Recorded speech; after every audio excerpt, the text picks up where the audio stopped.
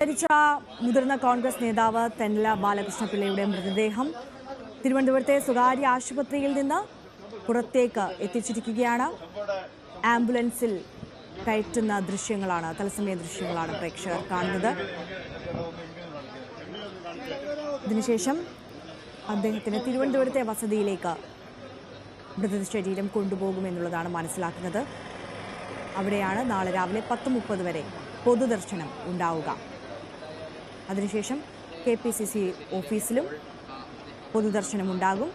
ഉച്ചയ്ക്ക് ശേഷം ശാന്തി കവാടത്തിൽ സംസ്കാരം നടക്കും.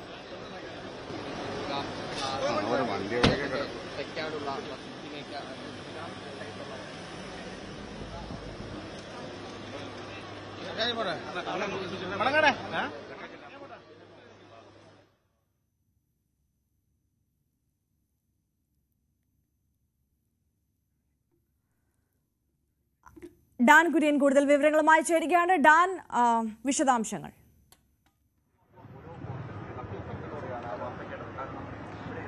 മുതിർന്ന എല്ലാ നേതാക്കളും ഇവിടെ എത്തിയിരുന്നു. സംസ്ഥാന സർക്കാരിനെ പ്രതിനിധീകരിച്ചുകൊണ്ട് മന്ത്രി മുഹമ്മദ് റിയാസും അല്പസമയം മുമ്പ് ഇവിടെ എത്തി അന്തിമോപചാരം അർപ്പിച്ചിരുന്നു. അതിനുശേഷമാണ് മൃതദേഹം ആശുപത്രി മോർച്ചറിയിൽ നിന്നിപ്പോൾ അദ്ദേഹത്തിന്റെ വസതിയിലേക്ക്, നെട്ടയത്തുള്ള വസതിയിലേക്ക് കൊണ്ടുപോകുന്നത്. അവിടെ നാളെ രാവിലെ 10 മണി വരെ ആ വീട്ടിൽ പൊതുദർശനം നടത്തും എന്നാണ് അറിയാൻ കഴിയുന്നത്.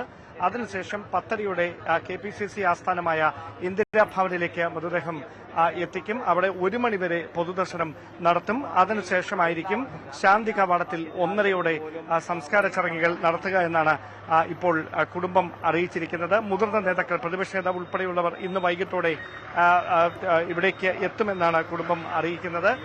മറ്റ് നേതാക്കൾക്ക് കൂടി നിലമ്പൂരിൽ നിന്ന് ഇവിടേക്ക് തിരുവനന്തപുരത്തേക്ക് എത്താനുള്ള ഒരു സൗകര്യം കൂടി പ്രമാണിച്ചാണ് സംസ്കാര ചടങ്ങുകൾ നാളെ ഉച്ചത്തേക്ക് വെച്ചിരിക്കുന്നത് എന്നും കുടുംബം വ്യക്തമാക്കുന്നു.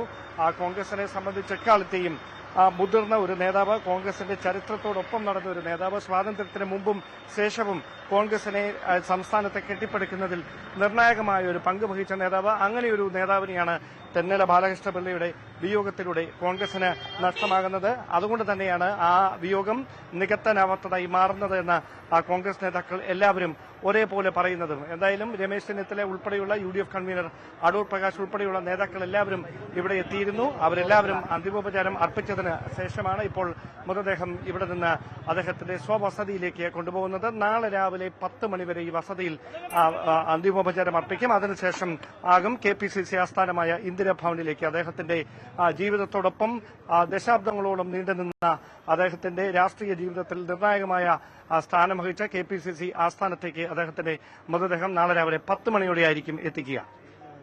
ഡാൻ കുര്യനാണ് വിശദാംശങ്ങൾ നൽകിയത്. അന്തരിച്ച മുതിർന്ന കോൺഗ്രസ് നേതാവ് തെന്നല ബാലകൃഷ്ണപിള്ളയുടെ മൃതദേഹം സ്വകാര്യ ആശുപത്രിയിൽ നിന്ന് ഇപ്പോൾ തിരുവനന്തപുരത്തെ സ്വവസതിയിലേക്ക് കൊണ്ടുപോവുകയാണ്. അവിടെ